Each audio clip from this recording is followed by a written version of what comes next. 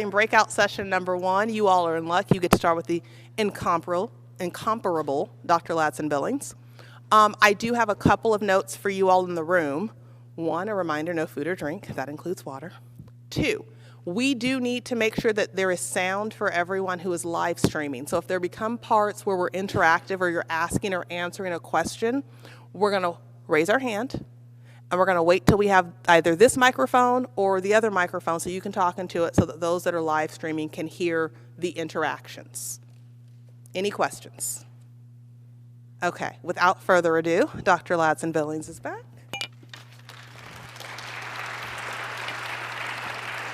Madame.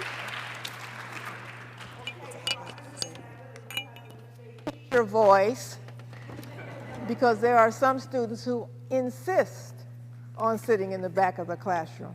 Not just here, but when you teach. So just remember that. These are our kids. They look like us, they talk like us, they act like us. So they didn't learn to sit in the back of the classroom naturally. They came to church with you and you went, I'm sit back here, sit back here. So we've taught them how to do that. So hopefully we can be a little bit more interactive in this session. We've got about a half hour. And I want to just think about the fact that every morning we get a chance to be better, a chance to change, a chance to be better. So your task is to think about 5 things that you intend to change. Go, just start thinking. All right, and then I'm going to stop you, and this young man is going to run around like crazy and get at least one thing from you. 5 things that you intend to change. If we're going to reset, we can't keep doing the same old stuff. So, somebody has one thing they intend to change. Hands up real quick. There you go, right here.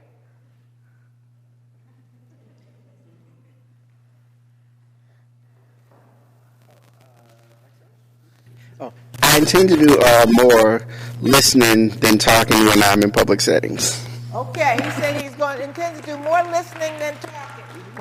Okay, run right here.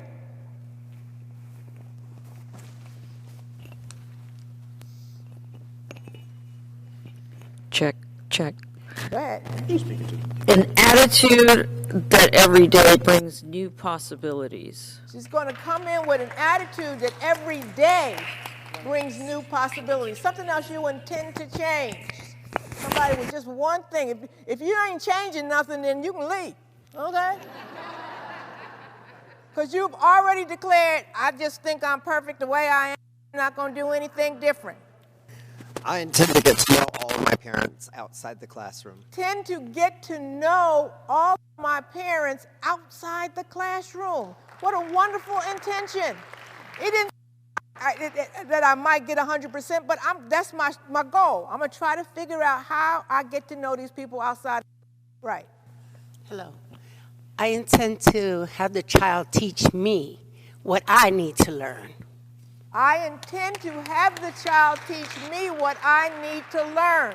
If you want to really be a great teacher, you have to study students. You have to pay attention to what it is they are telling and showing you. Somebody else, something they intend to change.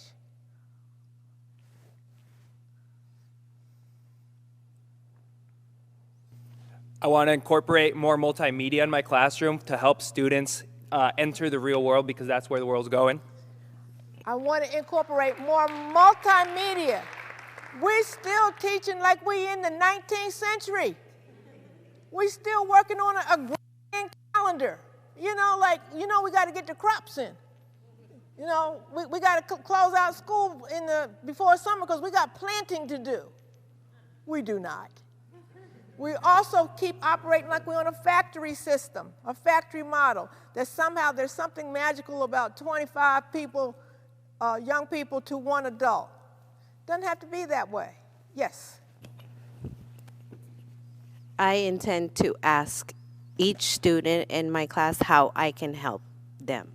So having that one-to-one relationship with kids, asking them, how can I help you? They will tell you. They know what they're struggling with. Got another hand over here? Yes.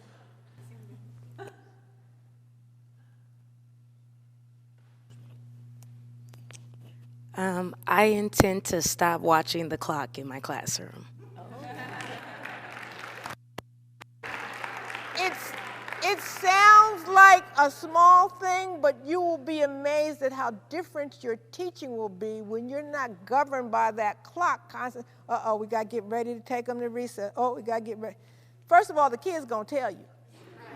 Miss So-and-so, you going long now. We need, that's fine. We got some more? Yes, sorry.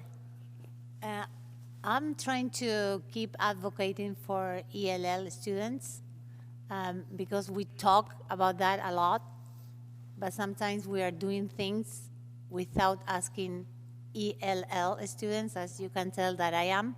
So we know what we need.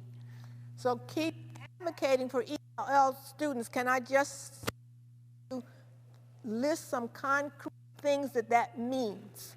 Because we use big terms like activists, some of that, but what that actually means. So let me give you a suggestion that one of my former students did that was fabulous. She would have her kids being pulled out for ESL classrooms. She went to the ESL teacher and said, can I bring my whole class to ESL? Teacher said, okay. She brought everybody there. Now everybody sees what's going on there, and turns out they're good at English. So they're like, oh, they can help with the games. Now what does she do? You get to sign up to go to ESL with Marisol. One person each day goes with her, a different person. That's a reward now, as opposed to a punishment. Yeah. Tend to accept students as they come. You intend to, say that again. Accept students as they come. Accept the students as they come. There's a wonderful little acronym called TUMS that some teachers use, T-U-M-S. Touch, use their names, make eye contact, smile. In other words, stand at the door, and everybody wants a different kind of touch, so everybody doesn't want to be hugged. Some people are good with a high five, some people are good with a handshake. But to do that first, as kids walk in the door, use their name. In other words, I know who you are. Make eye contact, look at them, and smile. She says, that sets my day off in ways that you will not imagine. Yes. I think he needs to, we got to get microphones first. Okay, go. No.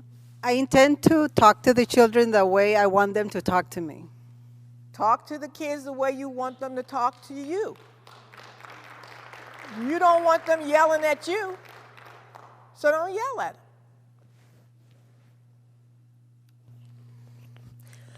I intend to make those personal phone calls home to share praise, not just wrongdoings, I guess, in class. Yes. In other words, catch them being good. Call up. I just want to tell you what Margaret did today, and it was just so amazing. I want to talk to you about what John did. I'm so happy to have him in the classroom. Those early phone calls go a long way. And if you can't just do phone calls, text them. People read their texts all the time. Yes. I want to focus on what the kids can do, not the things that they can. Focus on what they can do as opposed to what they cannot do. Okay? Getting them to show you their competence. Okay, thank you so much. Give yourself a hand there. Okay. So we aren't going to do this because our time is short, but what I was going to have you do is practice with a partner, take out your cell phone. What? I can take out my cell phone? Yes.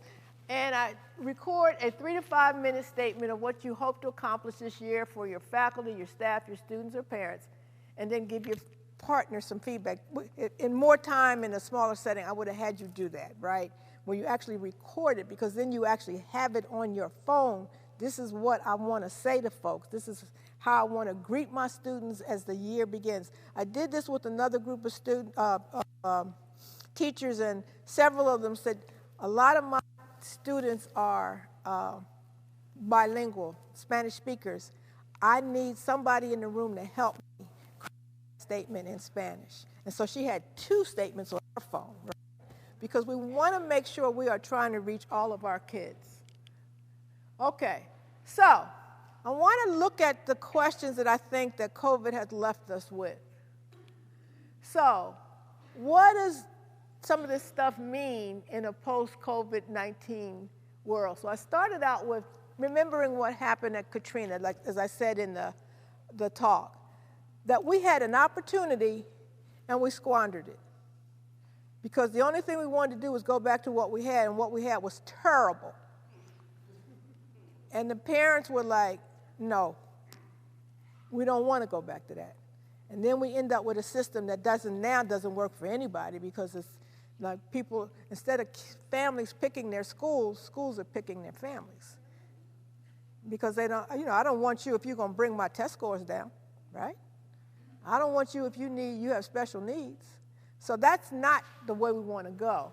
But think about the changed assumptions that emerged because of COVID. Before COVID, what did we say about giving kids laptops? Oh, no. No, because they're going to break them. They're going to sell them. They ain't going to never come back. Okay?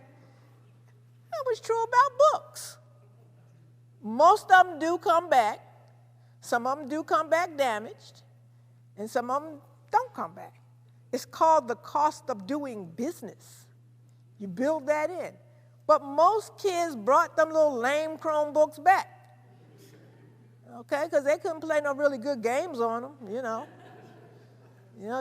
don't have a good enough video card in them, so really all you can do is do schoolwork on them. So now we have changed assumptions. We start giving out laptops, those Chromebooks, left and right. Before COVID, we said nobody can have them. Changed assumptions about the importance of the test. They had us believing if we didn't give the test, everybody was going to fall off the face of the earth. Oh, we got it. Test time. It's test time. You got to get ready for the test. In most states, we went a whole year without giving a test. Oh, my God. And nobody died? So we should have some broader conversations about the importance of the test. Do we have to test every year? Is that essential? We have had no conversation about that. And who doesn't want you to have that conversation? The people who make tests. Because then that means they're not getting income. But we don't necessarily have to, and I'm not an anti-test person, I just think we need to have a conversation about tests. What about the role of social-emotional learning? We think only thing we're supposed to be doing with kids is academic. And there are places where that, you spend any time in Florida, that's all they want to hear. But it turns out that whole people come into classrooms. And they have social and emotional needs. We hadn't thought about that. And then how to rethink this thing I've called culturally relevant pedagogy. I mean, remember, 1989 is when I started doing that work. It's changed. The community has changed. The culture has changed. So, in terms of student learning, what counts as learning? Is it only the stuff that's on the test? Or is it the kid who, for whatever reason, could not get it together, and all of a sudden now he's like on time? All of a sudden he got all his supplies. He learned to do that. Does that count? See, we don't often tell them that counts. We don't often reward them. Oh, I'm so glad you were able to bring your assignment in, I know you have a lot of stuff going on, and I really appreciate that. So we've got to begin to think more broadly about what counts as learning.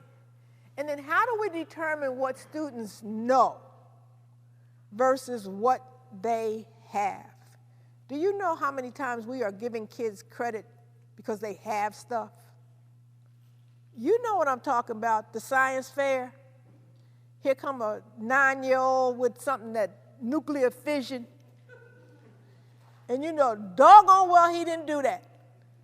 Because all you had to do was scratch the surface and realize his father is a physicist at the University of Nevada, Las Vegas. But you're going to give him credit knowing he didn't do it.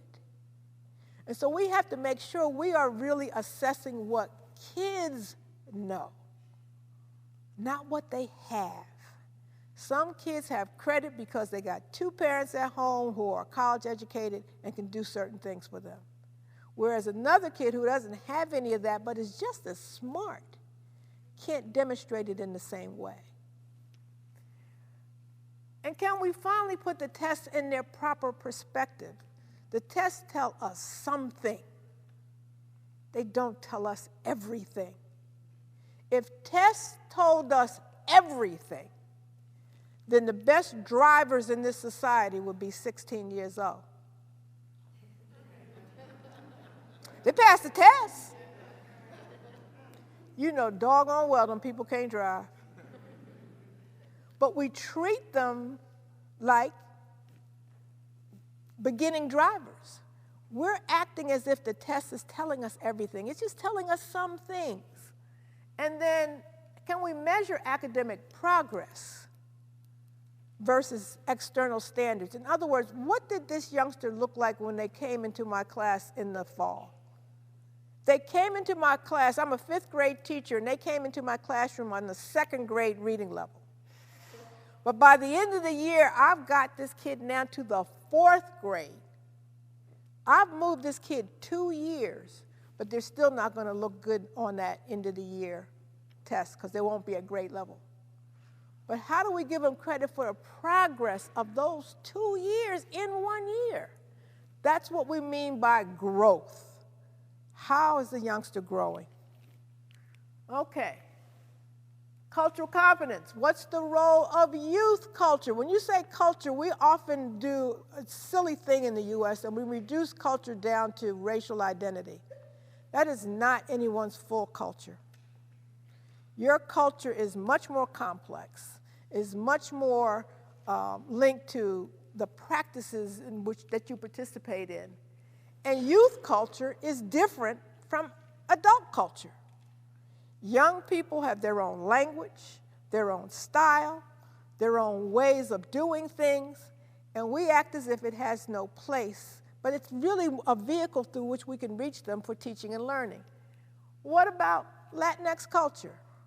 Okay, we still arguing over the term. I got Latinx up here, but more recently it's Latin, right? Or it could be specific cultures, could be Mexican-American culture. Or it could be, if you're in Texas, there's probably going to be Hispanic. So we don't even have good language for the way in which people embody their culture. And most of the kids that I taught when I taught in California, who were, many identified as Chicano, which is very specific from Mexican-American, but they would say, oh, you know, maestra, you know, I speak Spanglish, right? That I'm moving back and forth across Spanish and English. My own parents don't even know what I be saying because they speak Spanish. I speak Spanglish, you know. So what's that role? What's the role of indigenous cultures? I now live in Wisconsin. We have the largest number of tribes, bands, and federations that are east of the Mississippi. We have 12 of them. We have a law, state law, Act 31, that says anyone who gets a teacher certification in the state of Wisconsin must know all 12 tribes, bands, and federations and the treaties. Almost nobody in teacher preparation programs teach that. I taught it because I'm like, this is the law, y'all. This is right here. But do we think about the role of indigenous culture? Or are we still pretending like there's so-called museum Indians? They're back there somewhere, right? Most indigenous people live in urban centers, but we make them invisible because we've left them back in history somewhere. And then what's the role of socioeconomic differences? See, just because you have the same skin color, just because you speak the same language, doesn't mean you're in the same socioeconomic status. Middle-class black people are not in the same place as working-class black people. or poor black people. They may experience discrimination, but they have access to other things. I always laugh about myself because I say I'm a working class black woman who raised a bunch of middle class black kids. My kids be giving me gifts like sign me up for the Wine of the Month Club. What? What am I gonna do with one bottle of wine?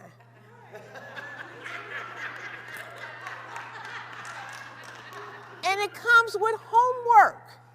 You know, it's like a little sheet. Is it oaky? Is it sweet?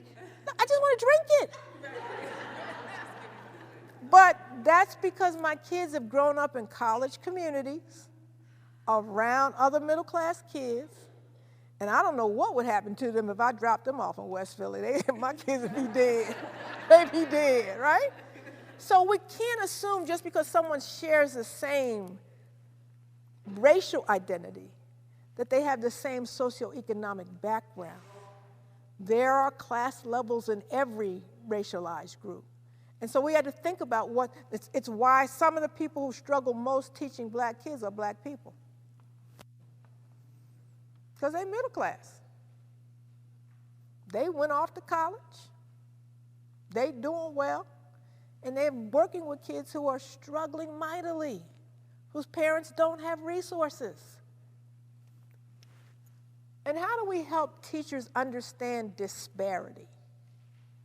I told you in the beginning I've been teaching for 54 years. When I first began teaching, I taught in a white working class ethnic community that had black kids bust into it. All of my kids were basically working class or poor. So I'm the middle class person in the classroom as far as they can see. But I was not making 4 or 5 times more than the kids in my classroom. Today, that's true.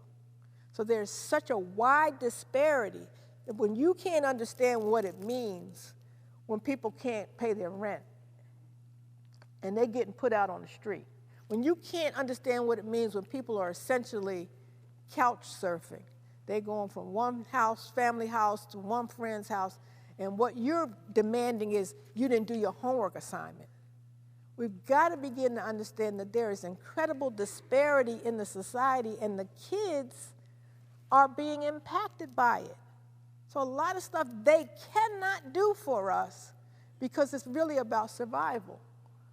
And then finally, what's the role of digital literacy? Our kids live in a digital world. That's why I asked the question during the keynote about TikTok. Oh, I won't be bothered with that. Well, you better be bothered with it, because your kids are learning stuff via TikTok. It doesn't mean you got to post nothing. Nobody asking you to dance. You know, we don't even want to see you dance at the party, let alone on the TikTok, right? But if you enroll, then you can begin to see, oh, this is out here. Oh, kids are seeing it. Oh, I didn't know this. Digital literacy is very, very important for our kids because that's the way they're going to get lots of information. That's the way they can help their parents and their grandparents. Because grandma don't know that when she pushed that button to say submit, she done just bought something. She had no clue. You done just sign up for something, grandma, they're going to charge you every month for this. So we got to figure out how digital literacy figures into the work we do. And then around this critical consciousness, what are the questions that we need to engage? And it's often a fine line because there's stuff happening in the world that we're not certain we want to deal with our kids. I don't know how you are dealing right now with what's happening in Israel. You can be ignoring it, and that's our tendency, put our head in the ground and, that doesn't have nothing to do with my 4th graders. But guess what? They go home and they see it. They've seen children murdered. They've seen children kidnapped. So this is not a question about pick a side. This is about how do you help your children that you are serving experience some safety in a world that doesn't care that children get hurt. I mean, Uvalde was about children being hurt. What's the conversation? And I go to schools, and yeah, I know they have the active shooter drills. But having those drills absent real conversations isn't helpful. I am old enough to remember having duck and cover drills when I was in school. For those of you who don't know, because we thought the Russians was going to bomb us, or the Soviet Union at the time was going to bomb us, we had to duck under our desk. I could not understand that for the life of me. Is this desk like made out of kryptonite? Why did nobody tell me? This desk can save my life. I'm gonna take this desk home. Meanwhile, while I'm ducking and covering, my teacher walk around, I'm like, is my teacher invincible? My teacher is like one of the Marvel comic people because she ain't under no desk. That's the mind of a kid. And so when we do these things like, oh, we got an active shooter drill, you've got to have a conversation with kids. You got to learn what they're frightened of, what they care about. How do we help the public understand our changing needs? The beginning of COVID, when schools first closed down, the public was on our side. Oh, they do heroic work. Oh, it's important. And somehow that thing turned, and now we back to the teachers don't want to do nothing. All they want to do is get a raise. And we've got to help the public understand what we do and why our needs are not just about doing academic stuff. Academic stuff is important. But we are meeting kids' mental health needs. We are meeting kids' social, emotional needs. We're meeting their personal needs. And then for what SEL do we prepare? The tendency in education is to just come out with a curriculum and just give it to you. But you don't know who I'm dealing with in my classroom. I think I shared this yesterday in an interview that before I became a parent, I was reading all the little parenting books, right? I had the Dr. Spock and this one. Then my kid showed up, and he wasn't nothing like that book. Oh, no, he ain't doing nothing like this. I had to change, right? So if all that your district is giving you is do this for SEL, you have to ask yourself, who's in the classroom? Who does this work for? You know, everybody's not going to want to sit on the floor with their legs crossed and go, right? Some people need Stevie Wonder to make them get going, right?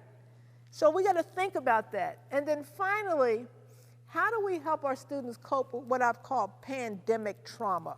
Now, I think of that as different than SEL because we all have some social-emotional learning needs.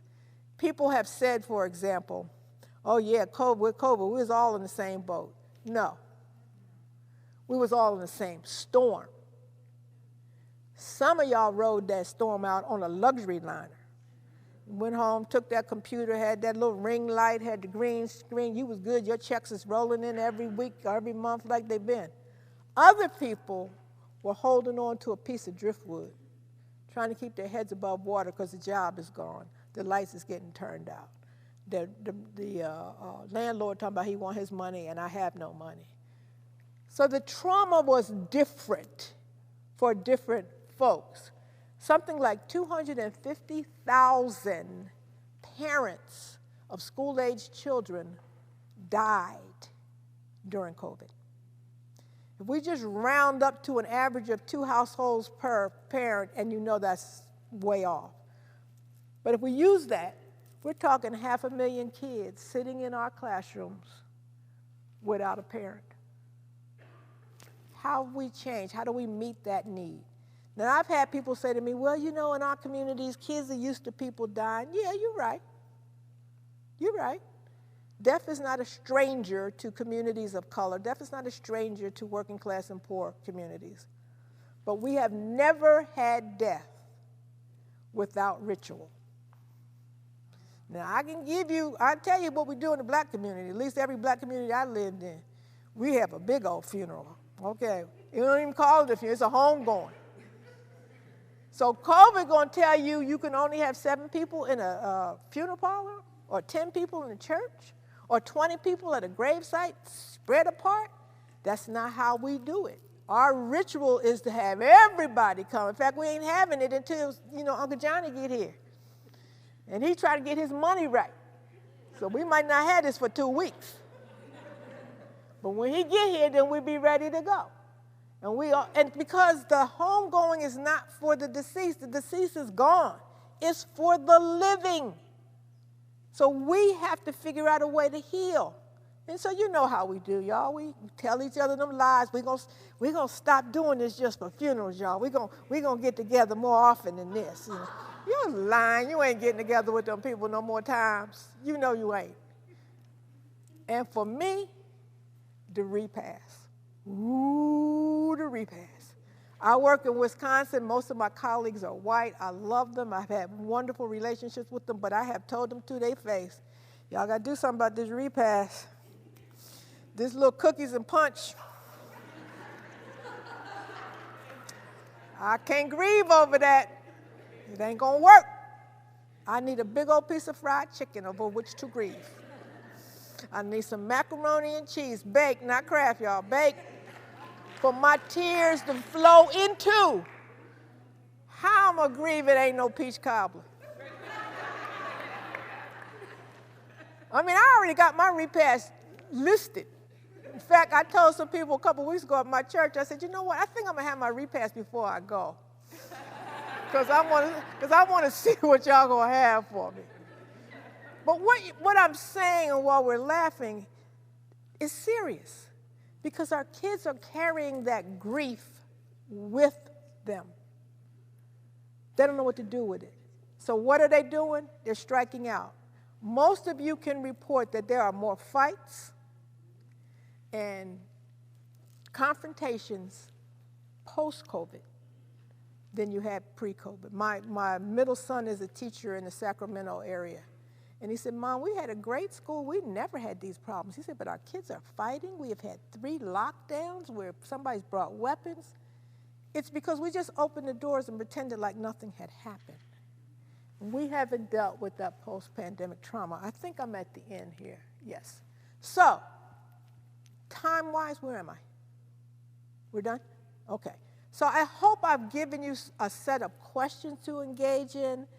I hope you will complete your list of at least 5 things that you intend to change, because if you don't change, nothing's going to change in your classroom. You have control over one person in a classroom. One. You. But if you change, it will change the way in which the people you're interacting with will respond. So, thank you.